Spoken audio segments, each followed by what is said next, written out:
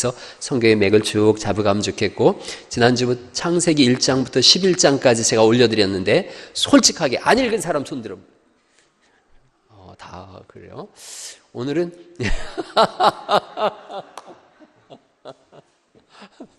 보셨어요? 김지현 장님 보셨어요? 오늘 제가 아까 공부 끝나고 우리 새 가족하고 세례 교육 끝나고서 12장부터 24장까지 또 올려드렸어요. 그거는 38분이면 읽어요. 38분이면 들을 수 있어요. 그러니까 제가 올려드린 거 다 들으시면 좋겠어요. 운전하시는 분이 그러셨어요. 그거 다 듣고 있다고. 어떤 분은 3번 들었다 그래요.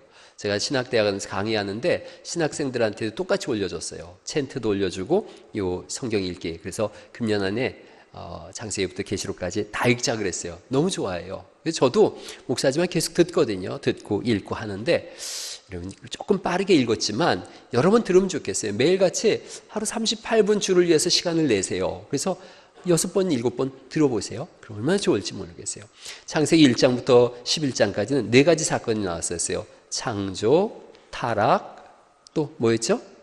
홍수, 바벨탑 이렇게 나와요. 창조, 타락, 홍수, 바벨탑. 한번 해보세요. 시작.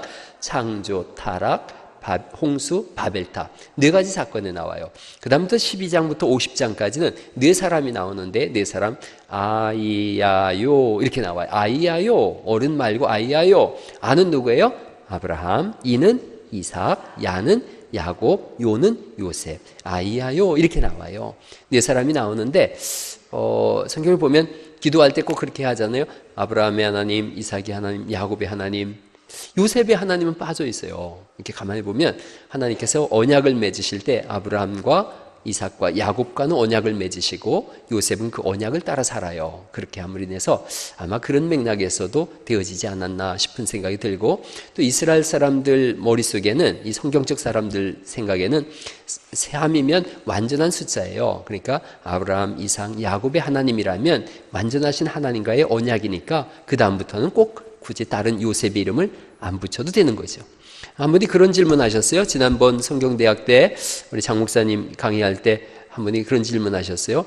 이쪽이 이제 갈대아 우르인데, 갈대아 우르고 이렇게 티그리스 강, 유프라테스 강이 있고 거기 갈대아 우르예요. 사람들이 에덴 동산이 여기쯤 있을 거다 이런 생각해요. 옛날에 부시 대통령 때인가 10몇 억을 들여서 에덴 동산 찾기 뭐 이런 운동을 벌이기도 하고 그런 것 같은데, 그 에덴 동산이 거기고 그 지명이 거기냐 그러는데 그렇지는 않아요. 왜냐하면 창세기 1장부터 11장까지는 사실 말 그대로 선사시대예요. 어떤 그 이전의 시대예요. 지명이 12장부터 이렇게 진행되기 때문에 그 이전에 여기가 갈대아 우르고 뭐 이렇게 여기가 진짜 에덴 동산이다 이런 개념은 희박해요. 단지 티그리스 강과 유프라테스 강이 여기 흐르니까 거기쯤 에덴 동산이 있지 않았을까라고 생각하는 것이고, 또 하나는 지구가 이렇게 공전하고 자전하는데 물로 다 가득 채워져서 엄청난 홍수가 일어났단 말이에요. 그러니까 지각 변동이 다 일어난 거예요. 엄청난 지각 변동이 일어났기 때문에 창세기 때의 지구의 모습과 창세기 노아 홍수 이후의 지구의 모습과 이전의 지구의 모습은 전혀 상상할 수 없는 거죠. 그러니까 우리가 그 나이아가라 폭포를 보면서 와, 주님이 이걸 만드셨다 그러지만 아마 홍수 이전에는 전혀 다른 모습이지 않았겠냐는 거죠. 지구가 온 세상이 물로 가득 찼기 때문에 가장 높은 곳보다도 대략 8m가 더 물이 가득 찼으니까요. 성경적 기록을 보면 이 지구상의 그 당시의 흔적이라고는, 하나님이 처음에 만드셨을 때의 흔적이라고는 눈을 씻고 찾아봐야 찾아볼 수 없는 그런 상황으로 세상이 바뀐 거죠. 단지 하나님 만드신 씨 가진 종류대로, 또 육신의 어떤 동물의 종류대로 이런 것들은 그대로 보존되어져 있죠. 제가 우리 교회 앞에 꽃이 이렇게 폈는데 비가 오는 날 이렇게 꽃을 한번 찍어봤어요. 그랬더니 세상이 그렇게 아름다울 수가 없는 거예요. 그래서 세상 봄 보면서 너무너무 아름다운 거예요. 어제도 이렇게 뒤하늘 가보니까 살구꽃도 피고 이렇게 꽃들이 이렇게 수선화도 지금 밖에 누가 갖다 놨는데 말도 못하게 아름다워요. 그래서 하나님이 지으신 세상이 이렇게 아름답구나를 우리가 알 수 있고, 이것이 천국의 모형이에요. 천국의 그림자거든요. 그림자가 이 정도라면 실체는 얼마나 아름답겠는가를 우리가 충분히 상상해 볼 수 있다는 거죠. 자, 오늘은 창세기 12장부터 한번 같이 한번 읽어봐 볼 텐데 얼마나 읽을지 모르겠어요. 그러나 읽는 만큼 읽다가 또 다음 주부터는 제가 25장부터 또 읽어 나가게 될 거예요. 창세기 12장부터 24장까지는 아브라함에 관한 기록이에요. 그리고 25장부터는 이삭에 관한 기록이 시작되는데 12장 1절 말씀을 한번 보시겠어요? 12장 1절 말씀을 요 시간 되면 졸리기도 하고 피곤하기도 하니까 소리내서 한번 같이 1절 말씀을 읽어보죠. 시작. 여호와께서 아브라함에게 이르시되 너는 너의 고향과 친척과 아버지의 집을 떠나 내가 네게 보여줄 땅으로 가라. 아멘. 신앙생활의 처음이 뭐냐? 떠나는 거예요. 신앙생활은 떠날 때 가능해요. 내가 주의 자리에 앉아 있었어요? 그럼 거길 떠나야 돼요. 세상의 자리에 앉아 있었어요? 떠나야 돼요. 오늘 세례교육의 첫 번째 과정이 뭐였냐면 교회란 뭐냐, 신앙이란 뭐냐라는 것에 있어서 새로운 인생의 출발이다. 신앙은 새로운 인생의 출발이에요. 아브라함이 이렇게 떠나라 그럴 때 아브라함의 나이가 대략 75세예요. 75세란 뜻은 이 당시 사람들의 평균 수명은 150살이었어요. 150살의 평균 수명의 75세면 절반이죠. 그러니까 오늘날로 말하면 오늘 100살을 산다. 그럼 50살쯤 떠나게 한 거예요. 그러니까 제가 올해 그렇게 안 보여도 54살이에요. 그러니까 요 나이쯤 돼서 인생의 터전도 잡고 삶에 이제 뭔가 누릴만 하고 여기 이제 내 고향이야. 여기서 내 노후를 보낼 거야. 그런데 주님이 부르신 거예요. 떠나라 이렇게 하시는 거예요. 신앙은 떠남에서부터 시작되어져요. 그 떠남이 뭐냐? 속된 것에서부터 떠나서 거룩한 것으로 나아가는 것. 그게 신앙의 출발인 줄 믿습니다. 그래서 신앙은 풀어주는 거라 그랬어요. 복음이 뭐냐? 풀어주는 거거든요. 묶여있는 곳에서 풀어지는 거예요. 질병에 묶여있다면 거기서 풀어지는 거예요. 생활에 묶여있다면 풀어지는 거예요. 죄악에 묶여있다 풀어지는 거예요. 주님이 하시는 일이 뭐냐? 구원하시는 일이에요. 구원이 뭐냐? 풀어주는 거예요. 그래서 복음인 거죠. 우리가 내 힘으로 풀 수 있다면 복음이라고 외칠 거 없어요. 내 힘으로 풀고 내가 가면 되는 거니까요. 그러나 내 힘으로 할 수 없는 거예요. 우리 보고 죽은 자라 그러고 있고요. 물에 떠내려가는 심령 같은 거예요. 떠내려가는 자 같은 거예요. 내가 내 힘으로 자력으로 나올 수 있다. 그러면 뭐 구원이라고 굳이 할 것도 없고 예수 믿을 이유도 없죠. 내 힘으로 천국 가면 되니까. 불가능한 일인 거예요. 내 힘으로 할 수 있는 게 하나도 없는 거예요. 그런 묶여진 상태에서 주님이 풀어내 주신 거예요. 자유하라. 너는 무죄다. 성도다. 거룩한 자다. 이렇게 이노센트, 무죄라고 선언하시는 거예요. 그러기에 이게 복음이 되는 거죠. 아브라함에게 고향, 친척, 아비집을 떠나라 그러세요. 아브라함이 살던 곳이 갈대아 우르 땅인데 우르라고 하는 말은 불이란 뜻이에요. 불, 타오르는 불. 즉 불의 신을 섬기던 지역이에요. 불의 신을 섬기고 거기에 이렇게 큰 아고라가 있었어요. 광장을 세워놨어요. 광장에서 가장 가까울수록 부유한 사람이래요. 그리고 신을 가장 잘 섬기는 사람이었대요. 그런데 고증에 의하면 아브라함의 집이 이 아고라에서 광장에서 신전에서 가장 가까웠대요. 그 아버지가 데라잖아요. 우상 만들어 팔던 사람이에요. 그러니까 이렇게 따지면 만약 예를 들어서 불교다 그러면 불교의 큰 스님 아들인 거예요. 원불교다 그러면 원불교 뭐라 그래요? 원사라 그래요? 뭐라 그래요? 어쨌든 그분의 이 큰 아들쯤 되는 그런 사람인 거예요. 근데 거기를 떠나라는 거예요. 이 모든 신전을 버리고 떠나라. 네가 여태까지 믿었던 신을 떠나라. 네가 가지고 있었던 가치관과 세계관과 우주관 이 모든 것에서 떠나라. 내가 새로운 길을 열어줄 거다. 새로운 하나님이 어떤 분인지를 알게 하겠다. 믿음의 조상의 출발이에요. 우리 중에는 가정에 믿음의 조상들이 있을 수 있어요. 저도 우리 가정에서는 제가 믿음의 조상이에요. 그 여러분 가정에서도 믿음의 조상이 있을 수 있어요. 그 조상은 뭐 하는 거냐면 떠나는 것부터 시작하는 거예요. 가문에 있어서 새로운 믿음의 가문을 세워가겠다. 그럼 떠나야 돼요. 우리 가문은 이러이러한 고질적인 문제가 있다. 떠나는 거예요.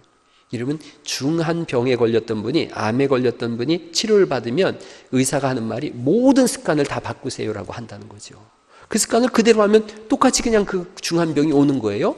그러니까 바꿔가는 거예요. 혹시라도 여러분이 그 가문에 있어서 가정에 있어서 믿음의 조상이다 그러면 바꾸셔야 돼요. 생활 습관도 바꿔야 되고 삶의 가치관도 철학도 다 바꿔야 돼요. 아침에 늦게 일어나는 그런 가문이에요? 그러면 일찍 일어나는 가문으로 바꿔가는 거예요. 게으른 가문이에요? 부지런한 가문으로 바꿔가는 거예요. 그래야 믿음의 명가가 되지죠. 맨날 텔레비전 앞에 가서 서서 연속극만 보는 가문이에요? 그러면 책장을 넘기는 그런 가문으로 바꿔갈 수 있기를 간절히 바랍니다. 이게 얼마나 중요한데요. 텔레비전 앞에 있으면 텔레비전의 또 다른 닉네임이 뭔지 아세요? 바보 상자잖아요. 바보 상자. 그래서 텔레비전 앞에 있으면 이상하게 이렇게 들어가다 말 보다 보면 자기도 모르게 입이 벌어져요. 그러고 있는 거예요. 바보가 돼버리는 거예요. 사고도 멈춰집니다. 여러분, 대학을 졸업하고 10년쯤 지난 아줌마들 텔레비전만 보고 있으면 학교를 다닌 사람이나 안 다닌 사람이나 똑같이 드라마 얘기만 하고 있어요. 드라마 보면서 막 울고 그 여자를 살려달라고 기도하고 막 그러고 있어요. 그게 뭔가 바꿔가야 되는 거예요. 책을 펼쳐가는 것으로 바꿔가야 되는 거예요.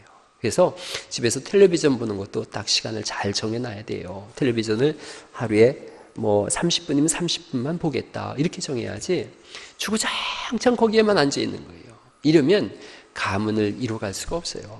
우리 집에도 연속곡을 보면 그 연속곡을 못 벗어나요. 뻔한 얘기인데도 이상하게 궁금하고 그런 거예요. 그래서 그런 것들에 있어서 약속을 해야 돼요. 우리 집은 드라마는 연속곡은 안 본다. 연속곡은 못 벗어나니까. 목사도 못 벗어납니다. 우리 아들 녀석이 게임을 너무너무 좋아해서 옛날에 그랬는데 지금은 뭐 군대 갔다 와서 게임 안 하고 안 하는 걸로 난 믿고 싶습니다. 2층에 있는데 안 하는 걸로 난 믿고 싶습니다. 이렇게 안 한다고 생각을 하는데 묻더라고요. 아빠는 게임 싫어해? 오래전에 물었어요. 그래서 아니라고 그랬어요. 나는 게임을 내가 이길 능력이 못 돼서 내가 못한다. 안 한다. 게임을 이길 능력만 있으면 난 한다. 그런데 저는 하나에 빠지면 뭐 끝장을 보는 사람이거든요. 게임에 빠지면 목해고 뭐고 다 되치고 나는 게이머가 될 것 같아요. 그래서 난 게임을 못 이기기 때문에 아예 시작을 안 한다 그랬어요. 오래전에 제가 얘기했잖아요. 제 친구가 아주 뛰어난 친구였는데 신대원 다닐 때 토요일 날 됐는데 이 친구가 안 가요. 교회 전도사인데 너 왜 안 가냐? 그랬더니 삼국지 하느라고. 그 삼국지라는 게임, 삼국지 맞나? 삼국지인가 그걸 하는 거예요. 그걸 하다가 시간 되니까 전화하더라고요. 교회로다가. 자기 청년 학생회장쯤 되나 봐요. 야, 오늘 전사님 몸이 굉장히 안 좋아서 못 간다. 미안하다. 그리고 이걸 하는 거예요. 그때 내가 알았어요. 야, 저렇게 뛰어난 친구도 게임을 못 이긴다면 나 같은 건 어림도 없겠다. 아예 게임을 시작을 안 했어요. 이겨낼 수 있는 걸 해야 되는 거예요. 그리고 바꿔갈 수 있는 그런 시작이 오늘부터 펼쳐질 수 있기를 간절히 바랍니다. 텔레비전 앞에서 계속 정신 못 차리고 그것만 쳐다보고 있는 인생은 결국은 바보 상자에 들어가요. 아이들이 전부 여기에 빠져 있잖아요. 여기에. 여러분 왜 제가 여기다 보내냐면 이제 여기서 무슨 검색하고 뭐 이런 거 하지 말고 이걸 가지면 찬양을 들고 여기서 말씀을 듣는 그런 은혜가 있기를 간절히 바랍니다. 용도가 바뀌어야 되는 거예요. 이거 하나님이 우리에게 주신 최고의 선물이라고 저는 생각해요. 왜냐하면 이걸 가지고 카톡으로 다 말씀을 전하고 또 창세기 오늘은 12장부터 24장을 전하고 새벽마다 말씀을 전하고 저로서는 이게 얼마나 좋은지 몰라요. 우리 교회에 오신 성도님 한 분이 오늘 새벽에 말씀을 받았대요. 까똑 하고 말씀이 왔는데 그 말씀을 다 듣고 났는데 하나님이 마음속에 찬송을 줬대요. 역전시키리라는 시와 그림이 준 그런 부른 찬송을 줬대요. 그 찬송을 부른 거예요. 들은 거예요. 큰 은혜가 됐다 그래요. 역전시키리라. 이게 그런 문명에 이긴 거지. 이걸 가지고 게임하고 뭐 잡다한 세상의 것을 찾고 이렇게 해버리면 절대로 믿음의 명가를 이뤄갈 수가 없어요. 내가 지금 도전하고 내가 지금 출발하면 내 다음 세대가 바뀌어지는데 내가 멈추고 있고 내가 엉뚱한 것을 선택함으로 인해서 내 다음 세대도 내 아들도 내 손자도 어둠컴컴한 길을 걸어간다면 믿음의 조상이라고 할 수가 없는 거예요. 아브라함이 왜 위대하냐? 떠나라 하는 순간 본토 친척 아비집을 끊고 떠난 사람인 거예요. 그가 뭘 떠났느냐? 고향을 떠났다라고 말씀하지 않고 말씀을 따라 떠났다는 거예요. 말씀을 따라 떠났다. 그럼으로 인해서 믿음의 조상이 된 거예요. 오늘 그런 결심을 하는 거예요. 교회는 매주 결심하는 곳이거든요. 매주 결단하고 결심하는 거예요. 오늘 내가 말씀을 따라 떠나가겠다. 말씀을 따라 살겠다. 이런 결심과 결단이 있기를 간절히 바랍니다. 우리 집 드라마 안 보는데 어제 이렇게 뉴스 보고 채널 돌리는데 무슨 열혈사제라는 게 있더라고요. 열혈사제. 그거가 나오는데 한 토막이 딱 나왔는데 그 토막이 너무 좋아서 제가 얼른 적어놨어요. 뭐라고 하냐면 누가 한 얘기인지 지금 기억이 안 나는데 이런 말을 하더라고요. 과거가 없는 성자가 없으며 미래가 없는 죄인이 없다. 이럴 때 감동을 해야 실력자인 거예요. 뭔 말인지 알겠어요? 과거가 없는 성자가 없으며 미래가 없는 죄인이 없다. 뭔 말인지 잘 모르죠? 제가 오늘 청년들한테 풀어줬어요. 과거는 다 있는 거예요. 제가 목사잖아요, 목사. 목사를 성직이라 그래요. 제 과거를 제가 솔직하게 얘기를 했어요. 저 25살 때까지 술 마시고 담배 태우고 세상에서 즐겁게 살았어요. 오죽하면 결혼했을 때 우리 어머니가 며느리 보고 사람 안 줘도 고맙다, 사람 안 줘도 고맙다 그랬는데요. 근데 오늘날 그 행실을 딱 뜯어 고치고 새롭게 살았어요. 그래서 이해가 되는 거예요. 과거 없는 성자가 없다. 목사도 과거가 있다. 그런데 미래가 없는 범죄자도 없다는, 죄인도 없다는 거예요. 미래가 다 있다는 거예요. 오늘 죄인이라고, 그땐 제가 죄인이었어요. 근데 미래의 목사가 됐어요. 오늘 죄인이라고요? 미래에 뭐가 될지 아무도 몰라요. 오늘 어떤 걸음을 뛰느냐에 따라서 인생은 바뀌어지는 줄 믿습니다. 제가 옛날에 읽은 시 중에 가지 않는 길이라고 있더라고요. 가지 않는 길. 그 길에서 어떤 길을 선택하느냐에 따라서 방향이 바뀌는 거예요. 여러분, 에스겔서에 보니까 큰 산이 있는데, 감람산이 있는데 동쪽과 서쪽으로 물이 흘러간다는 거예요. 그 끝은 만날 수가 없는 거예요. 내가 동으로 선택하느냐 서로 선택하느냐 달라지는 거예요. 이스라엘 백성들이 에덴 동산을 나올 때는 동에서 서로 다 나갔어요. 그러니까 다시 가나안 들어갈 때는 서쪽에서 동쪽으로 들어간 거예요. 하나님 그 길을 이렇게 돌리신 거예요. 그 와중에 서쪽에서 동쪽으로 끝까지 걸어간 사람이 있는가 하면 중간에 포기하고 다시 세상으로 돌아가려고 하는 사람이 있고, 어떤 사람들은 우리가 이집트에서 고기 까막에서 고기 훔쳐먹고 과일 훔쳐먹고 종으로 살던 그때가 좋았는데라고 옛날을 추억하면서 과거로 돌아가려는 사람들이 있더라는 거죠. 신앙은 결심하고 결단하는 것인 줄 믿습니다. 하나님이 열어놓으신 그 길이니까 걸어가면 되는 거예요. 갔다가 죽으면 하나님 나라고 살면 복음 전하면 되는 거고, 그래서 우리는 살아도 기쁜 사람들이고 죽어도 행복한 사람들인 줄 믿으시기 바랍니다. 사나 죽으나 주의 영광을 위해서 사는 사람들인데 겁날 게 뭐가 있어요? 그 아브라함은 사실은 벤처가예요. 모험가예요. 하나님이 어느 날 그를 만나셨거든요. 보도 듣도 못한 신이에요. 그런데 자기 75살 됐는데 이제 중년쯤 됐는데 이 당시로 보면 하나님이 나타나신 거예요. 영광의 하나님이 나타났다라고 성경이 써 있어요. 영광의 하나님이 나타나서 전혀 가보지도 못했고 전혀 생각도 못했던 본토 친척 아비집을 떠나서 어디로 가라는 것도 없고 내가 네게 지시할 땅으로 가라. 아직 지시한 것도 아니에요. 무조건 출발부터 하라는 거예요. 그게 신앙이에요. 여러분, 그 6월절 양을 먹을 때 서서 허리에 띠를 띠고 지팡이를 짚고서 급히 먹으라 돼 있어요. 급히 먹으라. 무교병을 먹으라. 유교병도 아니에요. 이거 발효될 시간 기다릴 것도 없다. 무교병 급히 먹어라. 고기 물에 끓여 먹을 시간도 없다. 불에 구워서 급히 먹어라. 급히 먹고 출발해라. 주님이 그걸 말씀하는 거예요. 결단을 언제 하는 거냐? 내일 하지요. 차차 하지요. 지난주에 그런 말씀 드렸죠. 차차 하다가 아차차 지옥에 떨어진 사람이 있다고. 차차 하는 것이 아니라 지금 시작하는 것인 줄 믿으시기 바랍니다. 마태, 마가, 누가, 요한복음 중에 마가복음이 제일 짧아요. 마가복음 16장까지 있는데 마가복음에 제일 많이 나와 있는 단어가 뭐냐면 곧, 즉시, 영어로 immediately 이렇게 돼 있어요. 곧, 즉시. 예수님이 하신 일이 뭐냐? 베드로에게, 안드레에게, 야고보에게 나를 따르라 그랬더니 그들이 즉시 그물을 던져두고 따르니라 이렇게 돼 있어요. 아주 박진감 있게 써 있어요. 그래서 16장까지 후다닥 읽을 수 있어요. 곧, 즉시, 바로, 곧바로 성경 우리에게 요구하는 거예요. 신앙은 미적지근하게 미적미적 걸릴 것도 아니고 미룰 것도 아니고 지금 결심하고 지금 따르는 것인 줄 믿습니다. 주님 말씀하세요. 고린도서에 보니까 보라 지금은 은혜 받을 만한 때요, 보라 지금은 구원의 날이로다. 언제나 시제가 now, 지금이에요. 지금 결심해라. 지금 결단하고 지금 바꿔라. 지금 바꾸면 바뀌는 것인 줄 믿으시기 바랍니다. 여러분, change라는 말이 있어요. 영어의 change, 바꾼다는 뜻이에요. change하고 같은 단어 하나만 바꾸면 chance가 되는 거예요. 지금 바꾸면 기회가 생기는데 안 바꾸면 기회도 없어요. 하나님이 열어주신 기회인데 여러분이 바꿔나감으로 인해서 어느 날인가 우리의 자녀들이 기도할 때에 이렇게 기도하면 좋겠어요. 제 아버지가 윤자 일자인데 우리 윤일의 하나님, 송흥준의 하나님, 제 아들이 송창준이가 송창조의 하나님, 이렇게 얘기하면 얼마나 좋을까요? 언제 가능한가? 제가 바꾸면 가능한 거예요. 제가 안 바꾸면은 우리 자녀들이 그때 몇 대 손 우리 할아버지가 있었는데 아주 그냥 쓰레기도 그런 쓰레기가 없었어. 이래 버린다 그러면 그거 얼마나 기가 막힐 노릇이겠어요. 여러분, 오늘 지금부터 바꿔 가십시다. 할렐루야. 이렇게 한번 얘기해 보세요. 체인지 하면 찬스가 생깁니다. 영어로 한번 멋있게 한번 해보세요. 시작. 체인지 하면 찬스가 생깁니다. 이럴 때 카츄샤가 좀 도와줘야 되는데 카츄샤는 자꾸 잊어버렸다고만 하고 그냥 지금 바꾸면 지금 기회가 생기는 줄 믿으시기 바랍니다. 한 번만 더, 한 절만 더 보죠. 2절을 한번 또 읽어보시겠어요? 2절 시작. 내가 너로 큰 민족을 이루고 네게 복을 주어 내 이름을 창대하게 하리니 너는 복이 될지라. 이게 얼마나 귀한 말씀이에요. 하나님이 아담 하와 지어놓으시고서 만드시고 처음에 하신 일이 생육하고 번성하라, 땅에 충만하라, 복을 주셨다라고 써 있어요. 아브라함을 부르시고서도 첫 마디가 뭐예요? 복이 될지라. 복을 말씀하고 계세요. 하나님이 우리를 부르셨어요. 첫 마디가 뭔 거예요? 복이 있을지어다예요. 복 있는 자예요.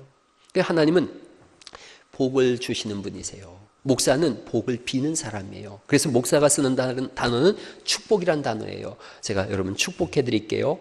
복을 빌어 드릴게요. 이런 뜻이고, 하나님을 향해서는 축복이란 단어를 쓰면 안 돼요. 사실은 하나님은 복을 비는 분이 아니라 복을 주시는 분이세요. 그러니까 하나님 저를 축복해 주세요 라는 말보다는 하나님 저에게 복을 주세요 이렇게 얘기하세요. 하나님 저에게 축복해 주세요 그러면 하나님 저를 위해서 복을 빌어 주세요.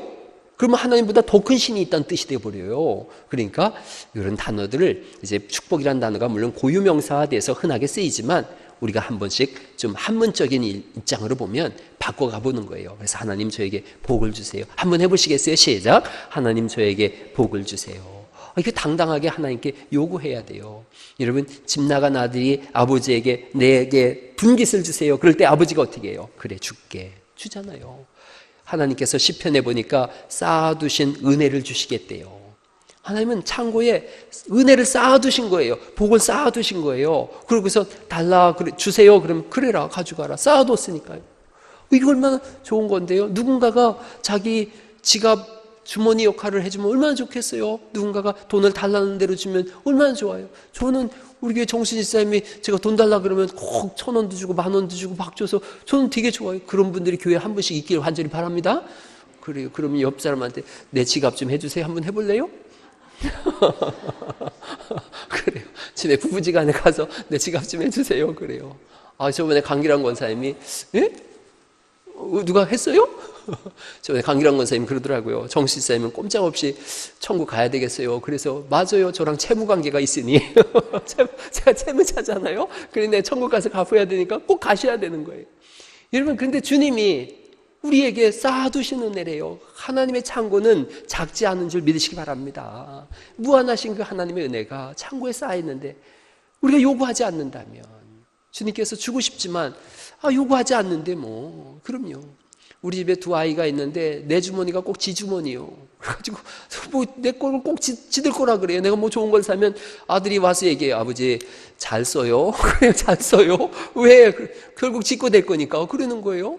여러분, 그게 하나님 우리에게 복을 주시겠다, 이걸 시작을 하신 건데 구하세요. 주님 말씀하세요. 구하라, 찾으라, 두드리라 그러시잖아요. 구하는 자에게 주실 것이고 찾는 자는 찾을 것이며 문을 두드리라, 그럼 내가 너에게 주겠다. 이 아들이 떡을 달라 그랬는데 돈을 줄 아비가 누가 있으며 뱀을 줄 알을 달라 그랬는데 뱀을 줄 아버지가 누가 있겠느냐. 하물며 구하는 자에게 성령을 선물로 주시지 아니하겠느냐. 할렐루야. 성령님도 주신다고 말씀하시고 있고 아들을 주시니까 그 아들과 함께 모든 것을 주시지 않겠느냐라고 우리에게 주님이 먼저 말씀하고 있으니 마음껏 하나님 나라의 신령한 복을 구하는 은혜가 있기를 간절히 바랍니다. 구하는 것에 있어서 주님 말씀하세요. 신령한 복이라고 제가 말씀드리잖아요. 하늘에 속한 신령한 복이라고 에베소서에 말씀하고 있어요. 땅에 지난주에 말씀드렸잖아요. 금덩어리 하나 주세요. 또 뭐 금덩어리 이렇게 주세요. 그러면 주님이 자꾸 뭐라 그러시는 거예요. 하늘나라에 콘크리트를 왜 자꾸 네가 달라 그러냐. 아스팔트 재료를 왜 자꾸 달라 그러냐.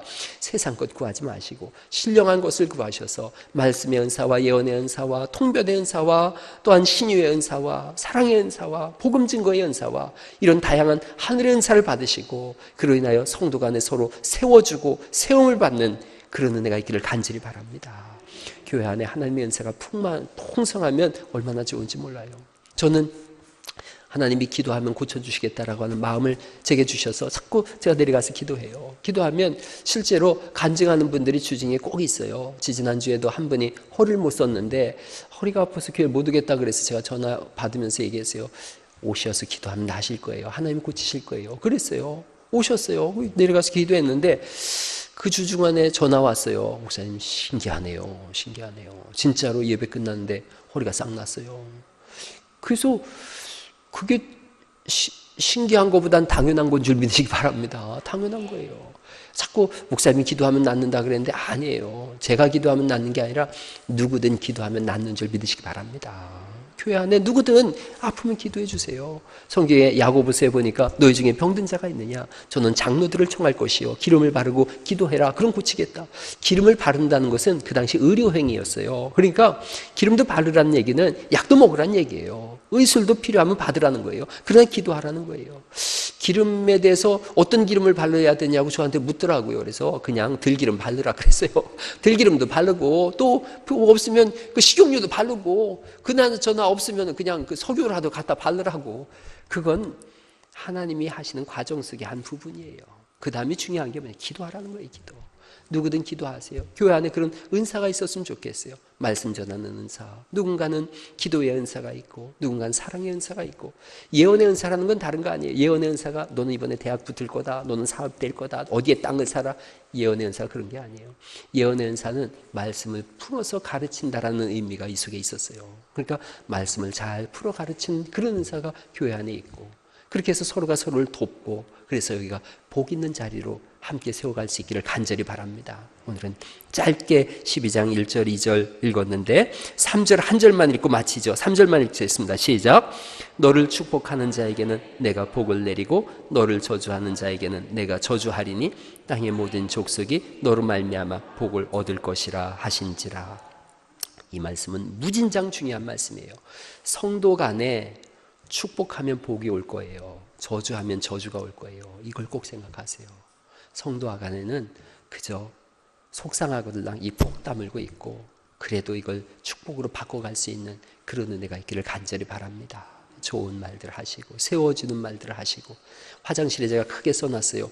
좋은 말만 합시다 이렇게 써 있었어요. 써놨어요. 아름다운 말들을 하시고 세워주는 말들을 하시고 오전에 제가 설교한 것처럼 꼭 욕받다고 얘기하시고 수고했다고 얘기하시고 내가 알고 있다고 얘기하시고 그렇게 하셔서 이 교회 안에서 여러분에게 임하는 하나님의 복이 흘러 넘쳐서 어느 날인가 많은 세월이 흘렀을 때 우리 믿음의 조상은 그때 갈릴리 교회에서 목회와 신앙생활하던 아무개였습니다 라고 하는 여러분의 자녀들의 칭찬이 먼 훗날 끊임없이 회자되는 그런 믿음의 명가를 이뤄가시기를 예수님의 이름으로 축원합니다.